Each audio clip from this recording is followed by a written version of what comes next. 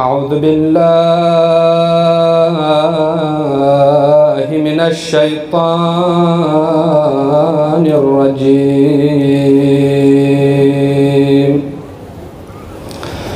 بسم الله الرحمن الرحيم. ما شاء الله لا حول ولا قوة إلا بالله العلي العظيم. الحمد لله الذي جعلنا من المتمسكين بولاية علي بن أبي طالب عليه السلام. الحمد لله الذي جعلنا من الباكين على الحسين عليه السلام. الحمد لله الذي لا يبلغ مدحته القائلون ولا يحصي نعماءه العادون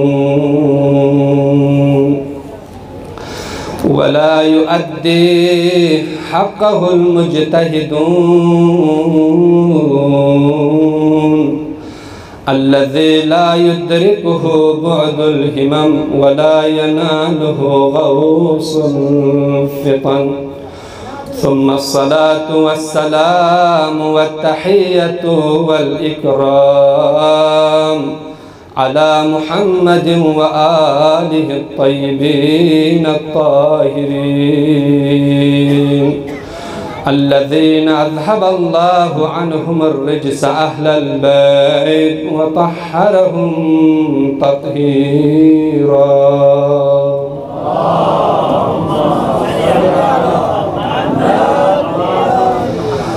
ولعنة الدائمة على أعدائهم أجمعين من الآن إلى لقاء يوم الدين. أما بعد فقد قال الله تبارك وتعالى في قرآنه الكريم وفرقانه الحميد وقوله الحق. بسم الله الرحمن الرحيم. ومن يعظم شعائر الله فإنها من تقوى القلوب. صدق الله العلي العظيم. صلوات.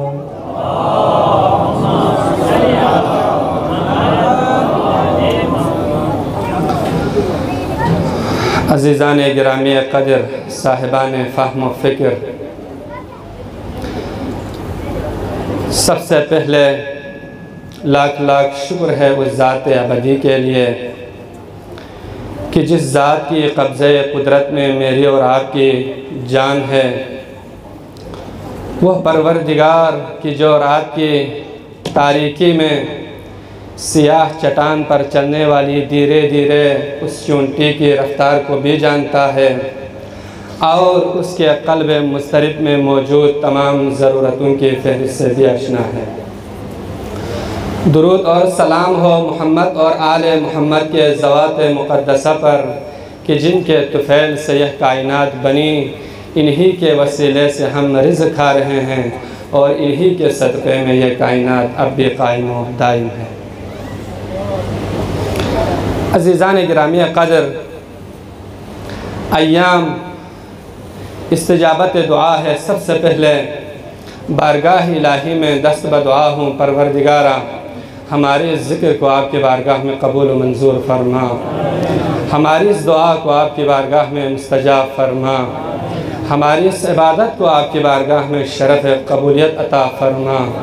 حاضرین میں مومنین سے اس پرسے کو آپ کی بارگاہ میں قبول و منظور فرما، ہماری اس گریہ وزاری کو، اس عزاداری کو قیامت کے دن وسیلہ نجات عطا فرما۔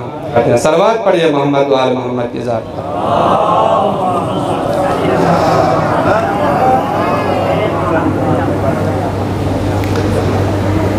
صاحبان فہم و فکر عاشقان ولا،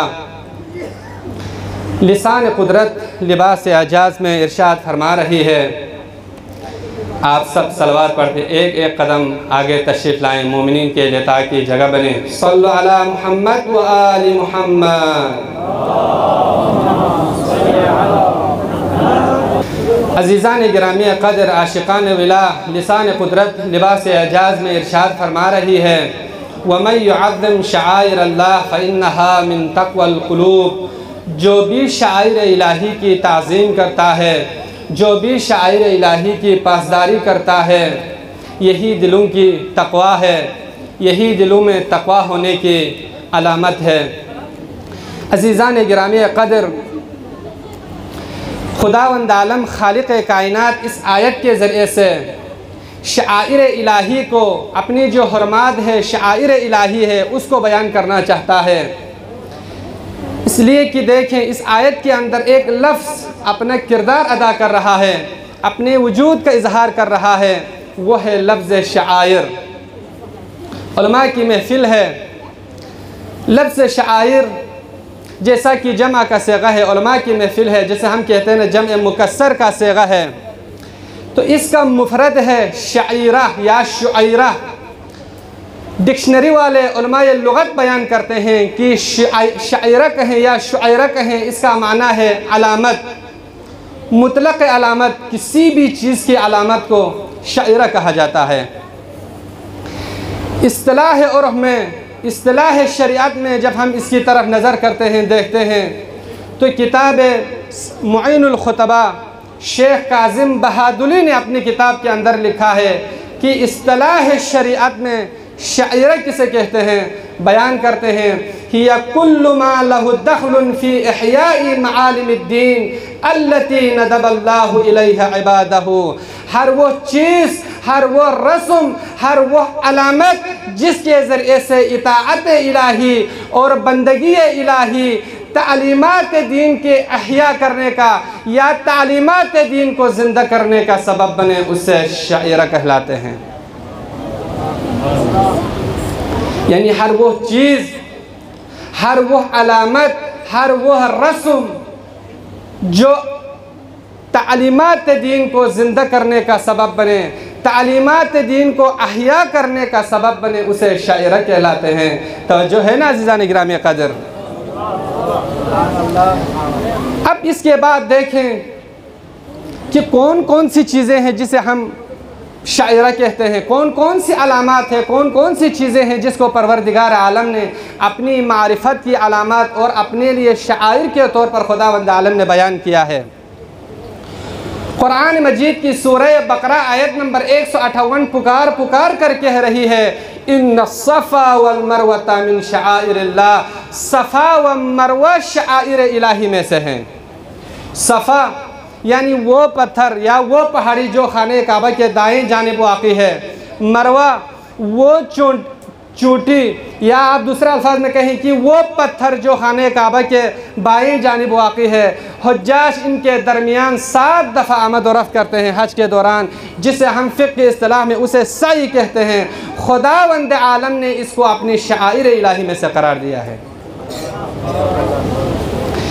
اس کے علاوہ بھی موجود ہے، جیسا کہ قرآن مجید کی ایک اور جگہ پر خالق کائنات ارشاد فرما رہا ہے، وَالْبُدْنَ جَعَلْنَاهَ لَكُم مِّن شَعَائِرِ اللَّهِ، ہم نے قربانی کے جانور کو بھی شعائر اللہ میں سے قرار دیا ہے۔ بدن کہتے ہیں ابل کے ایک بچے کو جس کی عمر کی حد بندی کی گئی ہے، اس کو کہا جاتا ہے جو قربانی کے لیے لائق ہوتا ہے۔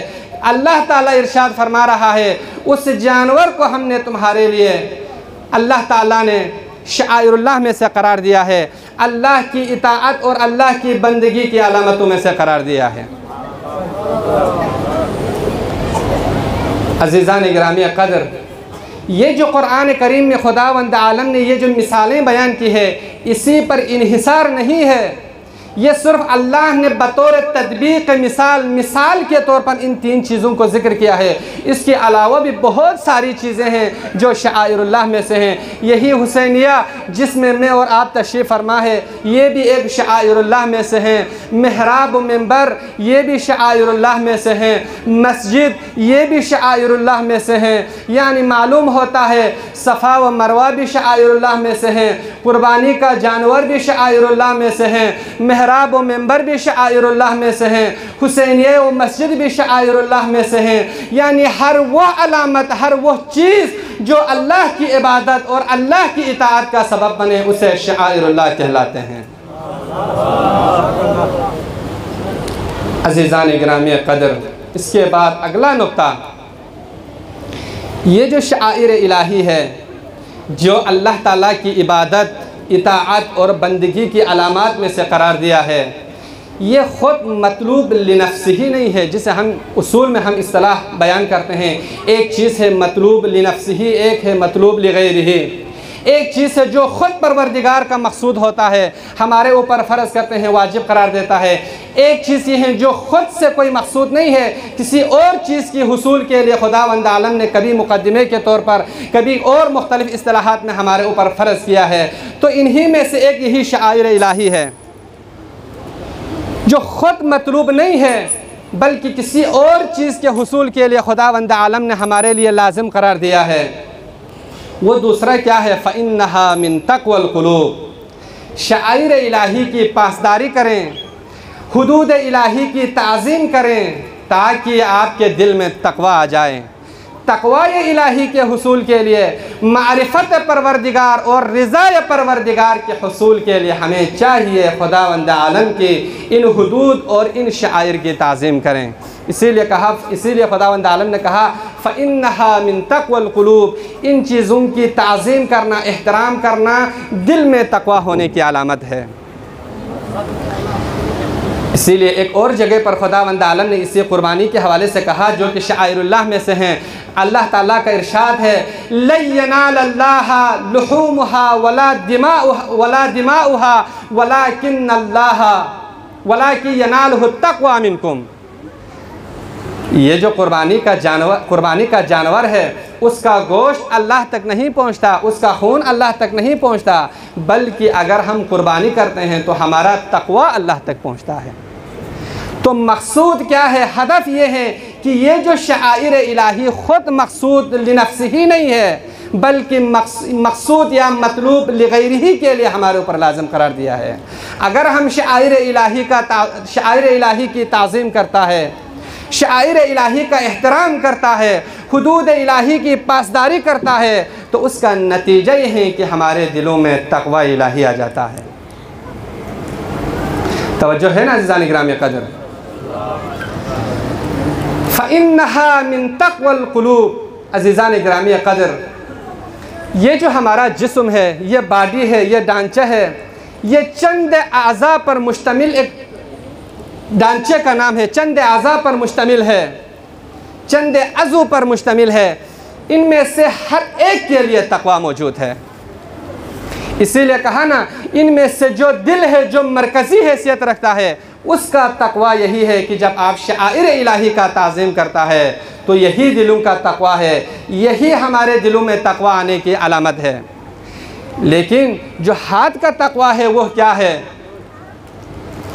ہاتھ کا تقوی یہ ہے کہ جب آپ کے ہاتھ میں طاقت ہو، مضبوط ہو، آپ کے پاس پاور ہو، آپ کے بیک گراؤنڈ مضبوط ہو، جب کسی کو توڑ سکتا ہے، کسی کے اوپر ظلم کر سکتا ہے، کسی کو رون سکتا ہے، لیکن حدود الہی کو یاد کرتے ہوئے، حدود الہی کی پاسداری کرتے ہوئے صبر کرتے ہیں، اس گناہ سے ہاتھ اٹھا لیتا ہے، یہی آپ کے ہاتھ کا تقوی ہے۔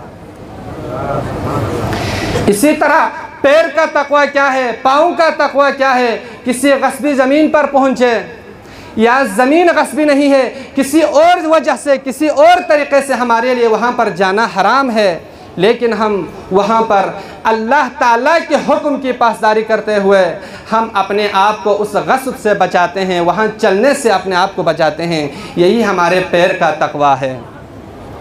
اسی طرح ہماری آنکھ کا بھی تقوی ہے۔ آنکھ کا تقوی یہی ہے کہ جب ہمارے سامنے سے کوئی نامحرم گزرے یا ہم کسی نامحرم سے گزرے تو ایک لحظے کے لیے اپنی نگاہ نہ اٹھا لیں. یا اگر ہم جدید مثال کے طور پر اگر بیان کریں، سوشل میڈیا کا دور ہے، آپ فیس بک یوز کر رہے ہیں یا آپ کے سامنے کوئی آپ یوٹیوب میں سرچ کر رہے ہیں، آپ کی کوئی سرچنگ ہو رہی ہے، لاابالی میں اچانک کوئی ایسا فحش کلپ سامنے آ جائیں یا کوئی ایسے نامناسب چیز آپ کے سامنے آ جائیں، آپ ایک لحظے کے لیے وہاں پر اپنی نگاہ کو نہ رکھیں، اپنی نگاہ کو فوراً اٹھا لیں. یہی آپ کی آنکھ کا تقویٰ ہے. عزیزان گرامی قدر، یہ جو ہمارا ڈھانچہ ہے جو چند اعضاء پر مشتمل ہے، لیکن ہر عضو کے لیے خداوند عالم نے تقویٰ رکھا ہے. ہر عضو کے ساتھ تقویٰ موجود ہے. اگر ہم تقویٰ الہی اختیار کریں گے، انہی میں سے جو مرکزی حیثیت رکھتا ہے وہ ہمارا دل ہے، اور دل کا تقویٰ یہی ہے. اگر شعائر الہی کی تعظیم کریں تو ہمارے دل میں تقویٰ آ جاتا ہے. یہی دلوں کا تقویٰ ہے. صلوات پڑھیے محمد و آل محمد کی ذات.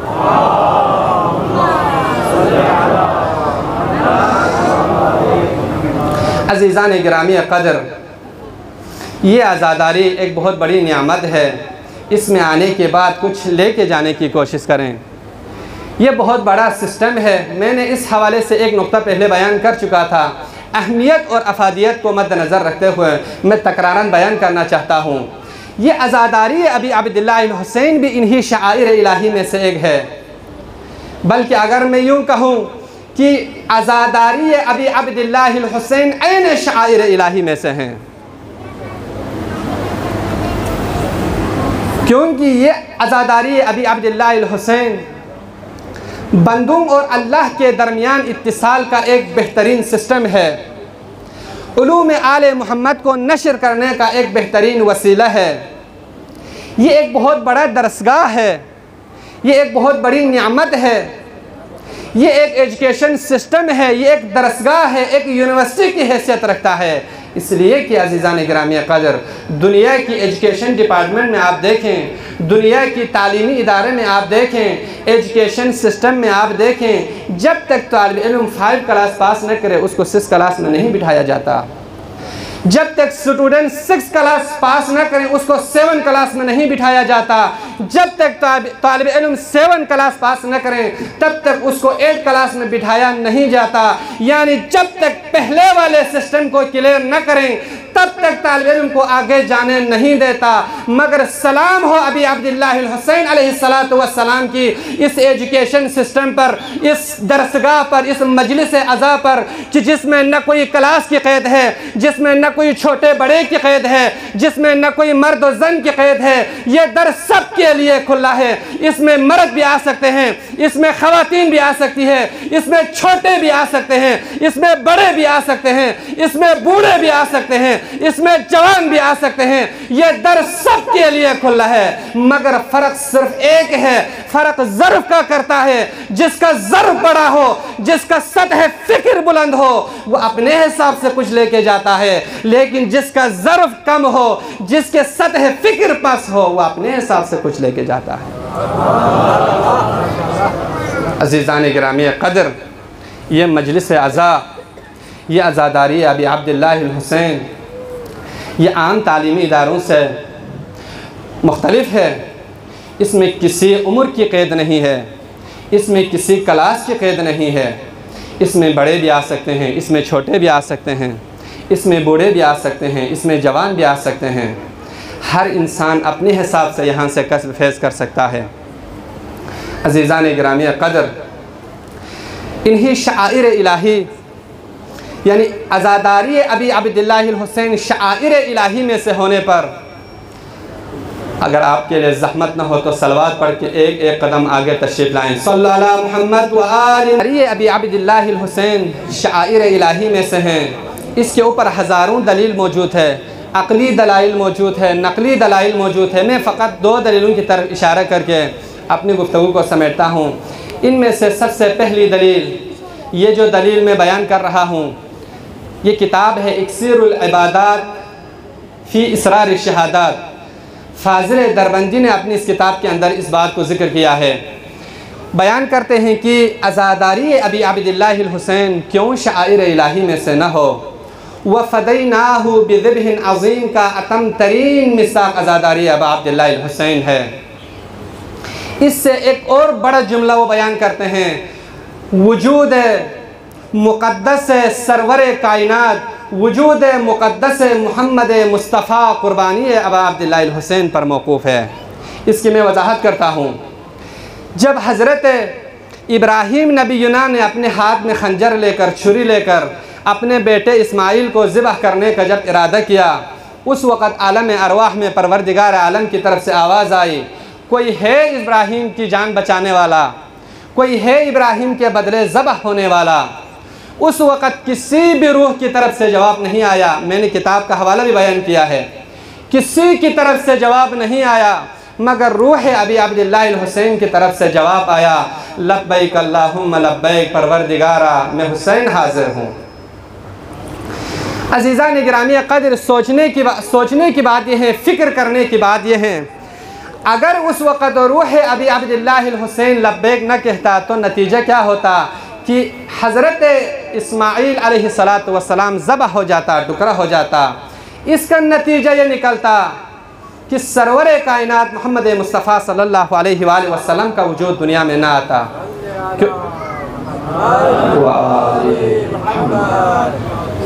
اس لیے کہ مشیت الہی کا تقاضا یہی ہے کہ حضرت محمد مصطفیٰ صلی اللہ علیہ وآلہ وسلم نسل اسماعیل سے دنیا میں آنا ہے، کہ آپ حضرت ابراہیم کے نسل سے دنیا میں تشریف لانا ہے۔ اگر روح ابی عبداللہ الحسین اگر لبیک نہ کہتا، نسل ابراہیم منقطع ہو جاتی، تو کیسے محمد مصطفیٰ دنیا میں تشریف لاتے؟ اسی لیے کہا جاتا ہے، ان معنی بذبح العظیم هو حسین بن علی لولا هذه التفدیہ لما وجد لاسماعیل نسل اصلا ومحمد من ولد اسماعیل۔ اگر بیان کیا جاتا ہے ذبح عظیم کا معنی یہی ہے کہ اگر ابی عبداللہ الحسین کی یہ قربانی اگر نہ ہوتی تو محمد مصطفیٰ کا وجود ہی نہ ہوتا، اس لیے کہ اسماعیل کی نسل سرے سے ختم ہو جاتی، جبکہ محمد مصطفیٰ نسل اسماعیل سے ہیں۔ اسی لیے کہا جاتا ہے کہ یہ عزاداری ابی عبداللہ الحسین کیوں شعائر الہی میں سے نہ ہو؟ محمد مصطفیٰ کا وجود مقدس اسی پہ موقوف ہے۔ اسی لیے وہ جو حدیث ان الحسین منی وانا من حسین، اسی کی بھی تجزیہ و تحلیل توضیح علماء اسی طریقے سے بیان کرتے ہیں کہ حسین منی تو واضح ہے، یہ تو کسی بیان اور توضیح کی ضرورت نہیں ہے، اس لیے کہ حسین نواسۂ رسول ہے، حسین پیغمبر کی بیٹی کا بیٹا ہے، اس لیے پیغمبر نے فرمایا حسین منی، حسین مجھ سے ہیں۔ لیکن وَأَنَا مِنْ حسین کی وجہ کیا ہے؟ اگر کہیں کہ یہاں پر لازمہ عقلی یہ ہے کہ جب حسین نواسۂ رسول ہے تو پیغمبر بھی حسین میں سے ہیں، اگر ہم لازمہ عقلی کی طرف لے جائیں پھر وہ اصل مثبت کی طرف جائے گا، علماء کی محفل ہے۔ اس طرح سے نہیں ہے کہ پیغمبر نے کہا وَأَنَا مِنْ حسین کا مطلب یہ لازمہ عقلی سے کہ پیغمبر حسین سے، ایسا نہیں ہے، بلکہ یہی تجزیہ بیان کرتے ہیں کہ وجود محمد مصطفیٰ صلی اللہ علیہ وآلہ وسلم ابی عبداللہ الحسین کی اسی قربانی پہ موقوف تھا۔ عزیزان گرامی قدر، کیوں اسی قربانی پہ موقوف نہ ہو؟ اس کا مطلب یہ بھی نہیں ہے کہ آپ یہ سوچیں کہ کائنات میں اللہ کے بعد ابی عبداللہ الحسین کا مرتبہ سب سے بلند و بالا ہے، نہیں۔ یہ قاعدہ اپنی جگہ پر، یہ عقیدہ اپنی جگہ پر مسلم ہے کہ خالق کائنات کے بعد اس کائنات میں جس ہستی کا بلند و بالا مرتبہ ہے وہ محمد مصطفیٰ صلی اللہ علیہ وآلہ وسلم۔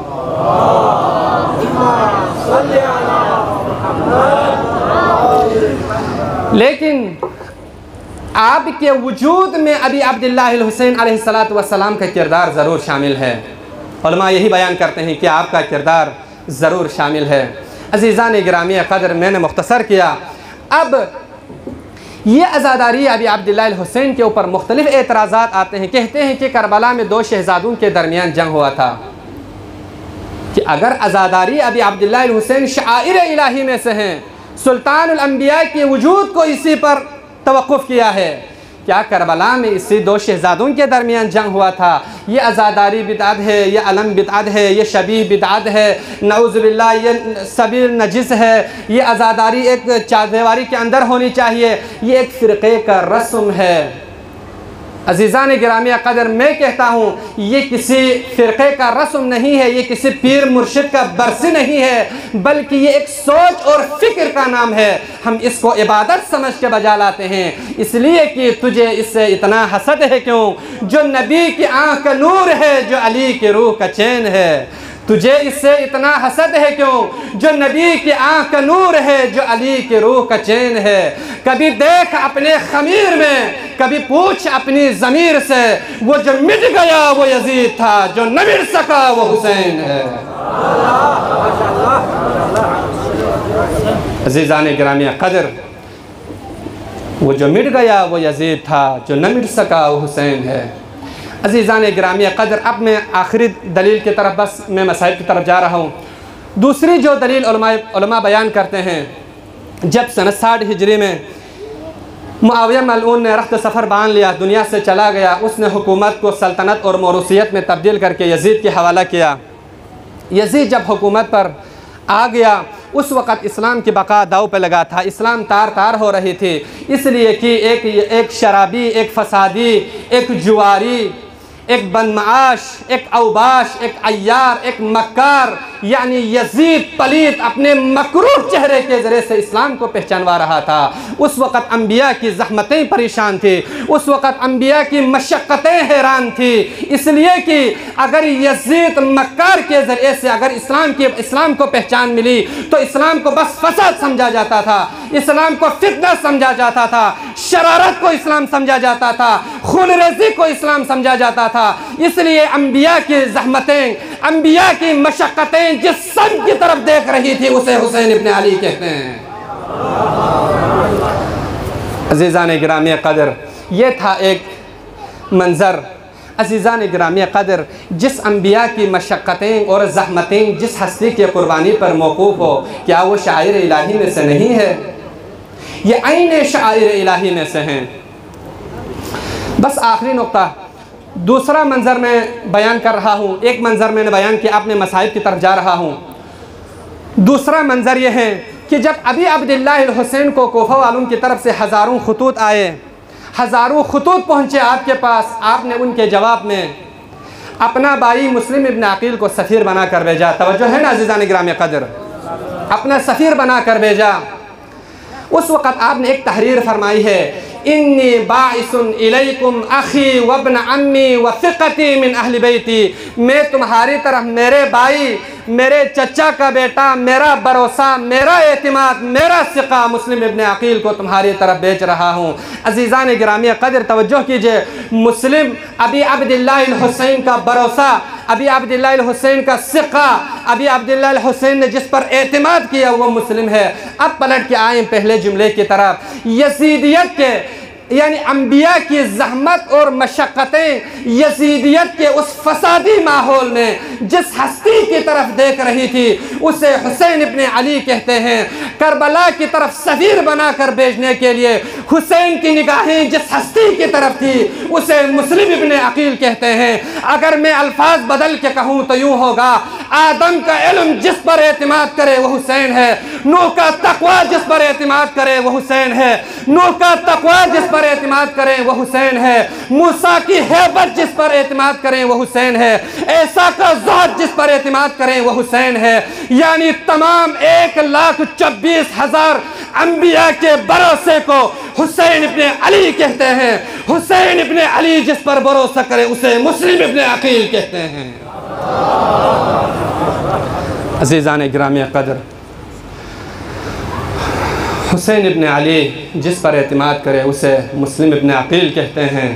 1,24,000 جس ہستی پہ اعتماد کرے اسے حسین ابن علی کہتے ہیں۔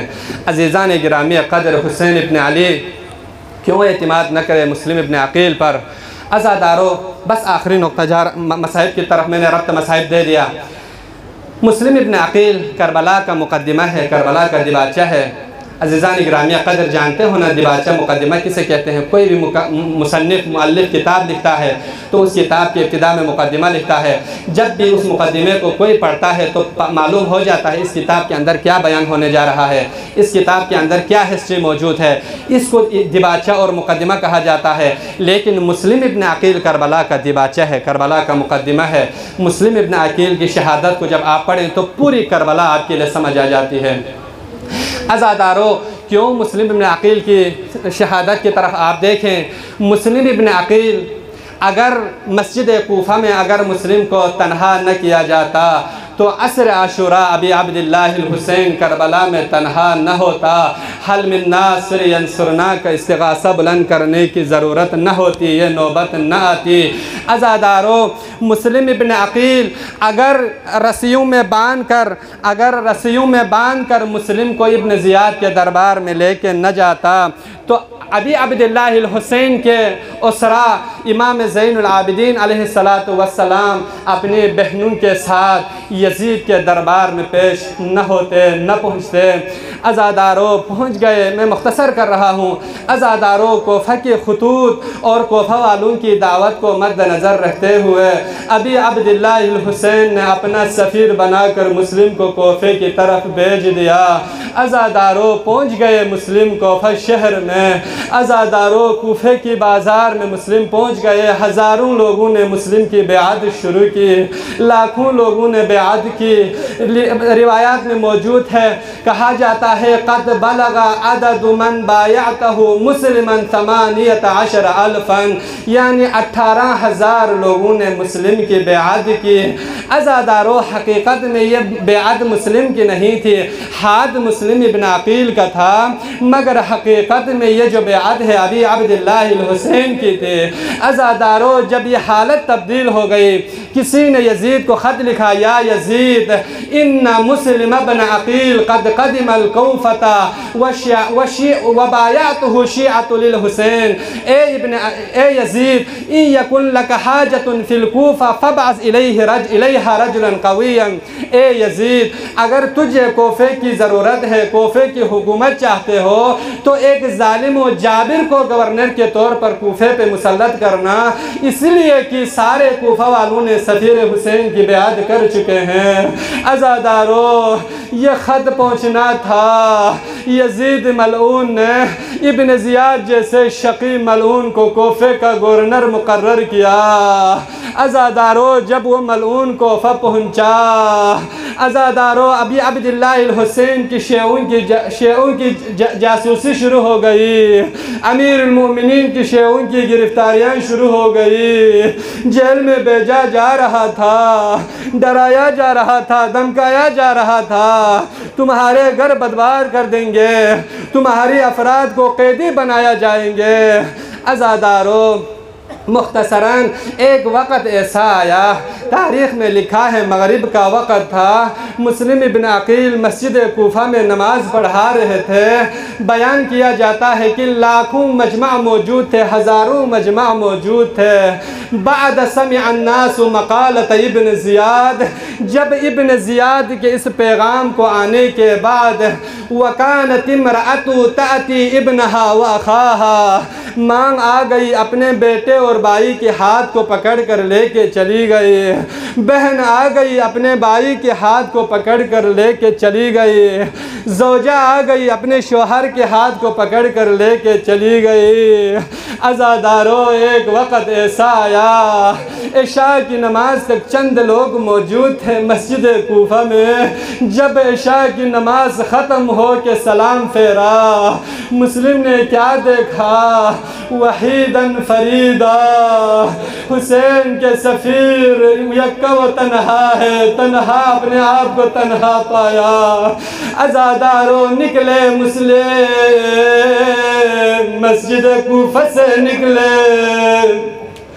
عزادارو مسلم بازار کوفہ سے نواقف تھے، کبھی اس گلی کی طرف، کبھی اس گلی کی طرف. آخر حسین کا سفیر پہنچ گیا ایک عورت کے دروازے پر. عزادارو یہی عرض کیا فرآہا فسلم علیہا، مسلم نے اس عورت کو دیکھا سلام کیا یا امت اللہ اسقینی، اے اللہ کی کنیز میں پیاسا ہوں، کیا مجھے ایک کاسہ پانی دے سکتے ہو؟ عزادارو اس عورت نے ایک کاسے میں پانی لے کر دیا، مسلم نے پی لیا، وہ عورت گھر واپس چلی گئی۔ وہ عورت دوبارہ باہر آئی، فخرجت فرأت مسلما علی بابہ، مسلم اپنے گھر پہ باہر موجود تھے۔ کہا یا عبداللہ اذهب الى اہلک، اے بندہ خدا چلے اپنے گھر کی طرف، رات کی اس پہر میں کسی کے دروازے پر بیٹھنا مناسب نہیں۔ عزادارو فسکتا، مسلم خاموش رہے، جب دوسری دفعہ کہا فسکتا، حسین کے سفیر خاموش رہے، جب تیسری دفعہ کہا اے بندہ خدا چلے،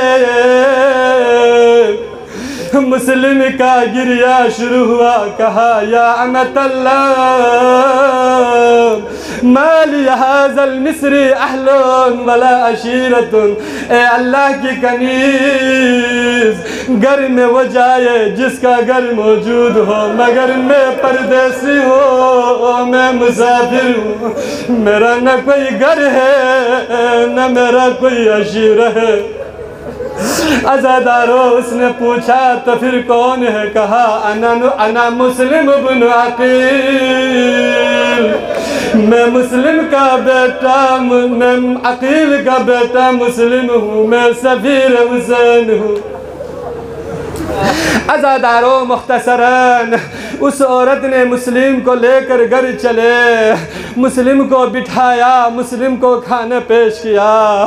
عزادارو سفیر حسین نے کھانے کی طرف رغبت نہیں فرمائی، رکوع و سجود و عبادت خدا میں مصروف رہے۔ رات کے وقت ایک مرتبہ اس عورت کا صفاق بیٹا آیا، پوچھا ہمارے گھر میں کون ہے؟ اس نے کہا، قسم کھلائی، کہا اللہ کی رحمت چل کر ہمارے گھر آئی ہے، مسلم ابن عقیل ہمارے گھر میں موجود ہے۔ عزادارو اس صفاق بیٹے نے بڑی شدت کے ساتھ آذان صبح کی انتظار کی۔ جب صبح صادق ہوئی، ابن زیاد کو اطلاع دیا کہ مسلم ہمارے گھر میں موجود ہے۔ عزادارو ابن زیاد کی طرف سے 500 سوار بھیجے مسلم کو گرفتار کرنے کے لیے۔ عزادارو ادھر مسلم نماز صبح ادا کی، جب نماز صبح ادا کی، گھوڑوں کی ٹاپوں کی آواز آنے لگی، تلواروں کی ٹکرانے کی آواز آنے لگی۔ سفیر حسین نے جنگی لباس درست کی۔ اس وقت اس کنیز خدا نے کہا اے مولا آپ باہر نہ جائیے، آپ میرے گھر میں رہ کر بھی بہترین دفاع کر سکتے ہیں۔ عزادارو اس وقت میرے مولا نے ایک جملہ کہا، اے کنیز خدا میں جانتا ہوں یہ دشمن بڑا کمینہ ہے، یہ تمہارے گھر میں داخل ہو جائیں گے، میں نہیں چاہتا میری وجہ سے تیرے گھر کی حرمت پامال ہو، میں نہیں چاہتا میری وجہ سے تیرے گھر میں نامحرم داخل ہو۔